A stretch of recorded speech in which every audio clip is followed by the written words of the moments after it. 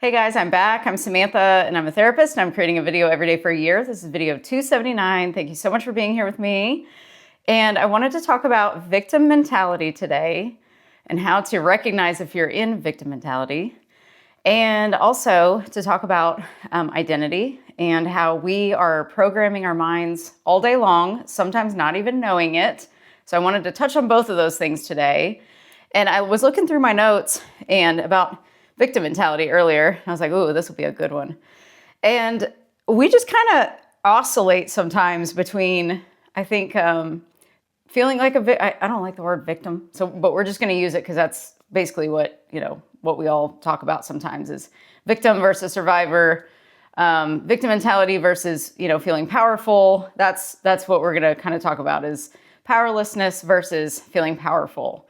So when you're in victim mentality, it can look like, why am I in this situation? That's a good one.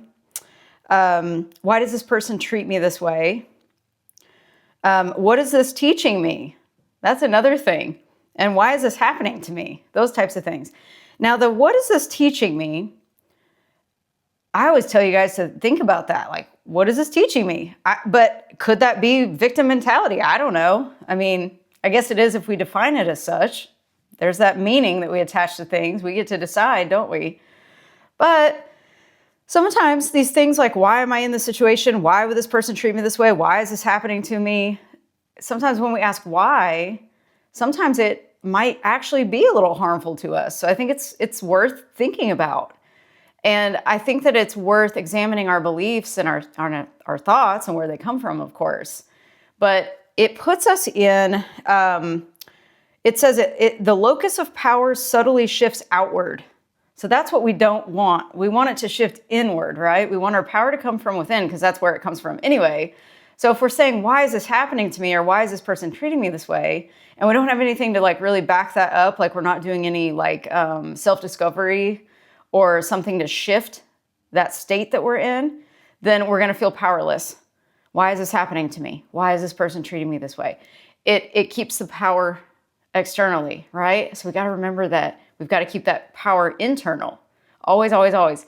And another thing about our programming of our minds, the 3D reality does not program us unless we let it, of course.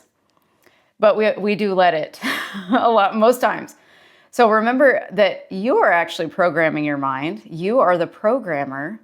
And you've got to remember, too, that what you're telling yourself, you're hearing yourself all day long. 24/7, you're talking to yourself. You're having what's called the inner conversations with yourself. So you can always hear yourself.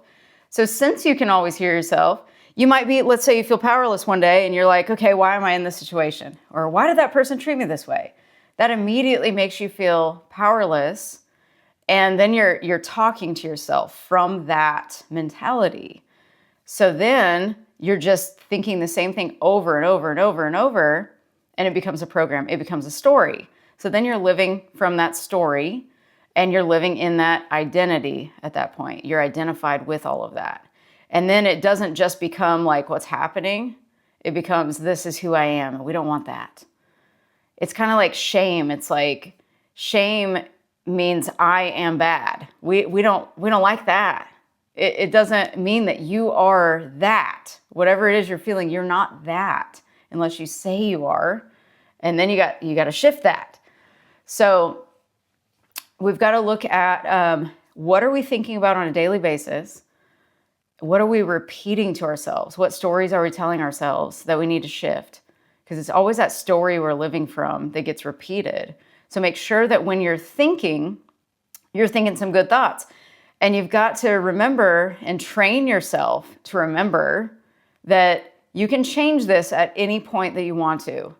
We are just so stuck in that old way of thinking that I think we have maybe a fear of, well, I've tried this before, it doesn't work. Or I've tried this before and something else happened and then the other shoe dropped and I lost what I had worked for. I've had to restart over and over. I've had to do this over and over and I don't want to go back to instability again. Whatever the thoughts are, you got to catch those because that's the story you're telling yourself. That's the story you're living from. So you have to basically, as we've said in the past, you have to kill the old self. You got to kill that old self. And there's a grieving period because that's all you've known for so long. And sometimes we are afraid to expand past that old identity because we're scared of what could happen. But remember, you're only getting to know more of yourself. And I feel like that's our only main, objective is like, we're here to become our true full selves. And we've let others minimize us or dim the light down, turn the music down on us because we were too much or too loud or too excited. We don't do that. We get to decide who we are. We don't let other people tell us who we are. And so you got to watch out what you're saying to yourself, because again, you're talking to yourself all day long. You're programming yourself more than anything else is, really, when you think about it. Because people might be saying things to you and you might be listening to them, but then you're repeating what they've said to you over and over again. So remember, from like the inner children type of thing from childhood, you got this, we're basically all children in adult bodies when you think about it. So my child is interacting with your child. When you're in a relationship with somebody, it's like two children. So you got to be real careful about what stories you heard as a child, because you're probably still saying some of those things to yourself. Or if you've dated people in the past that were mean to you, you might remember some of those things they've said, and you'll be unconsciously repeating them to yourself. So you've got to think about, like, if you're bullied, or if anybody has said anything mean to you in the past, you have probably at some point repeated that to yourself. And even if you didn't believe it about yourself, you were still thinking it. And so just really be aware of what you're thinking constantly, as much as possible, and figure out, okay, what feeling am I feeling that's associated with that thought as well, and really get to know yourself. Because as you change internally and level up internally, everything around you is going to level up externally. So we don't want to let the external affect the internal. We want to do the opposite of that. We want to change the internal so that the effect is the external changing. So that's where your power lies. And when I finally figured this out, that the power was actually within me and I didn't have to have anything external to create anything, I was like, man, that's so much easier than I was making it. And it really is easy. We've just got to reprogram the fact that we thought it was hard, and we're taught life is hard. So we've got to remember, we are programming our minds all day long. So maybe you just ignore everything else for a while and just decide and say, I'm the programmer. So what am I deciding to program today? What's my goal today? What's my intention today? And normally my intention is to feel at peace. And then from that, the byproducts of peace for me are happiness and joy and excitement and all of that. But it starts with peace. I like to have that firm foundation of just, peace, that's like the best feeling ever. Oh my gosh. Just to feel at ease and no chaos, unless you thrive on chaos, which I don't recommend that at all. I used to do that, and that's not fun. You don't want that. You want peace when it comes down to it. And so you can train your brain and body to feel peace. And so I'll keep talking about this in future videos, of course, because I love talking about this stuff. But remember to talk to yourself really, really nicely, because you've probably not been doing that as much as you maybe could.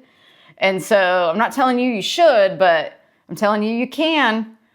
And I even have a little magnet somewhere up there. It says you can, or I can, one of the two. I can't read it from here. I think it says you can. But I would tell you to write on a note card, I can, or I am capable. Do these things to remind yourself, because I know there's people out there that ruminate a lot and overthink. And I used to be one of those people too. And sometimes I still spiral like that too. I have times whenever my brain just it snaps back into the old reality. And I'm like, wow, that doesn't feel good. I would much rather think the way that I was thinking. So you just have to keep reminding yourself, nope, this is who I am now. I already went through this. I already know what to do. And then boom, you go back right into your skills.